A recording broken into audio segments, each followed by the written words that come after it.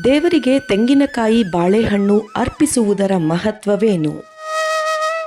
ಸಾಮಾನ್ಯವಾಗಿ ನಾವು ದೇವಸ್ಥಾನಕ್ಕೆ ಹೋದಾಗ ಹಣ್ಣು ಕಾಯಿ ಮಾಡಿಸುವ ಪದ್ಧತಿ ನಮ್ಮಲ್ಲಿದೆ. ಅಂದ್ರೆ ದೇವಸ್ಥಾನಕ್ಕೆ ಹೋಗುವಾಗ ತೆಂಗಿನಕಾಯಿ ಬಾಳೆಹಣ್ಣು ಹೂವನ್ನ ನಾವು ತೆಗೆದುಕೊಂಡು ಹೋಗ್ತೀವಿ. ದೇವರಿಗೆ ಹಣ್ಣು ಕಾಯಿ ಮಾಡಿಸುವುದು ಶ್ರೇಷ್ಠ ಎಂಬ ನಂಬಿಕೆ ನಮ್ಮಲ್ಲಿ ಅನಾದಿ ಕಾಲದಿಂದಲೂ ಇದೆ. ಆದರೆ ಲೋಕದಲ್ಲಿ ಇಷ್ಟೆಲ್ಲ ಹಣ್ಣುಗಳು ಇದ್ದರೂ ಹಣ್ಣು ಕಾಯಿಯಲ್ಲಿ ತೆಂಗಿನಕಾಯಿ ಬಾಳೆಹಣ್ಣು ಮಾತ್ರ ಯಾಕೆ ಮುಖ್ಯವಾಗಿರುತ್ತದೆ ಎಂಬ ಪ್ರಶ್ನೆ ಮೂಡೋದು ಸಹಜ. ಇದಕ್ಕೆ ಇಲ್ಲಿದೆ ಉತ್ತರ.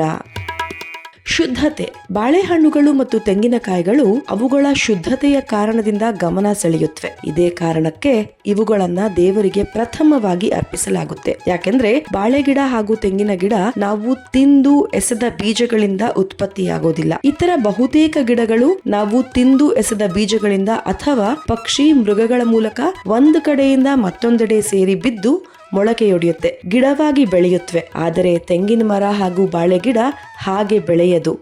ಹೀಗಾಗಿ ಇವೆರಡೂ ಶುದ್ಧತೆಯ ಸಂಕೇತಗಳಾಗಿವೆ. ಕಲ್ಪವೃಕ್ಷ.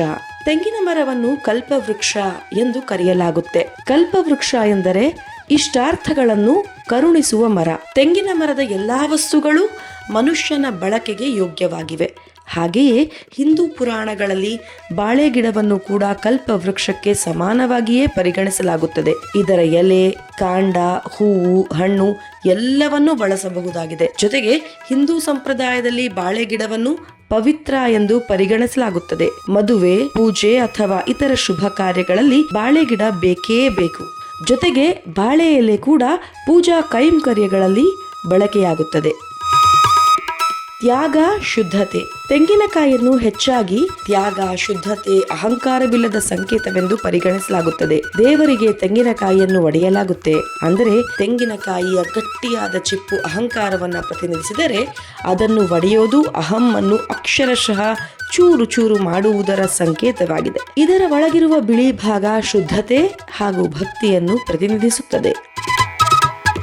ಜೀವನವನ್ನು ಪ್ರತಿನಿಧಿಸುತ್ತದೆ. ತೆಂಗಿನಕಾಯಿ ಜೀವನವನ್ನು ಪ್ರತಿನಿಧಿಸುತ್ತದೆ ಎಂದು ನಂಬಲಾಗುತ್ತದೆ. ಇದರ ಹೊರಗಿನ ಚಿಪ್ಪು ದೇಹವನ್ನು, ಒಳಗಿರುವ ನೀರು ರಕ್ತ ಅಥವಾ ಜೀವಶಕ್ತಿ ಹಾಗೂ ಒಳಗಿನ ತಿರುಳು ಆತ್ಮವನ್ನು ಪ್ರತಿನಿಧಿಸುತ್ತದೆ. ಹೀಗಾಗಿ ಭಕ್ತರು ದೇವರಿಗೆ ತೆಂಗಿನಕಾಯಿ ಅರ್ಪಿಸುವ ಮೂಲಕ ತಮ್ಮ ಜೀವನ ಮತ್ತು ಆತ್ಮವನ್ನೇ ಅರ್ಪಿಸಲು ಅವಕಾಶ ನೀಡುತ್ತದೆ. ದೈವಿ ಶಕ್ತಿಯ ಆಹ್ವಾನ. ತೆಂಗಿನಕಾಯಿಯನ್ನು ದೇವರುಗಳಿಗೆ ಆಹ್ವಾನವೆಂದು ಪರಿಗಣಿಸಲಾಗುತ್ತದೆ. ತೆಂಗಿನಕಾಯಿಯನ್ನು ಅರ್ಪಿಸಿದಾಗ ಅದು ದೈವಿಕ ಶಕ್ತಿಯನ್ನು ಮನೆಗೆ ಆಹ್ವಾನಿಸುತ್ತದೆ. ಕುಟುಂಬಕ್ಕೆ ಉತ್ತಮ ಆರೋಗ್ಯ, ಸಂಪತ್ತು ಮತ್ತು ಸಮೃದ್ಧಿಯನ್ನು ನೀಡುತ್ತದೆ ಎಂಬ ನಂಬಿಕೆ ನಮ್ಮಲ್ಲಿದೆ.